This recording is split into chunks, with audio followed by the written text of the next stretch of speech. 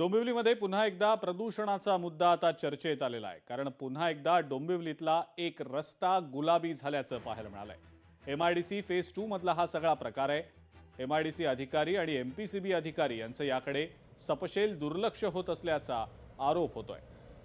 रासायनिक कंपन्यांमधनं होणाऱ्या प्रदूषणाचा मुद्दा नेहमीच डोंबिवलीमध्ये चर्चेत असतो आणि असाच आणखी एक प्रकार डोंबिवलीमध्ये आज पाहायला मिळालेला आहे. डोंबिवलीमध्ये चक्क गुलाबी रस्ता पाहायला मिळाला आहे. डोंबिवली MIDC मधल्या अनेक रासायनिक कंपन्या आपल्या सतत करत असलेल्या प्रदूषणाच्या मुद्द्यामुळे डोंबिवलीकरांना नाहक त्रास सहन करावा लागत असतो. यापूर्वी काही वर्षांपूर्वी डोंबिवलीमध्ये हिरवा पाऊस झाला होता. ऑरेंज ऑइल मिश्रित पाऊस देखील झाला होता. आता तर केमिकलमुळे, रसायनांमुळे MIDC मधला हा एक रस्ता संपूर्णपणे गुलाबी रंगाचा झाल्याचं पाहायला मिळालं.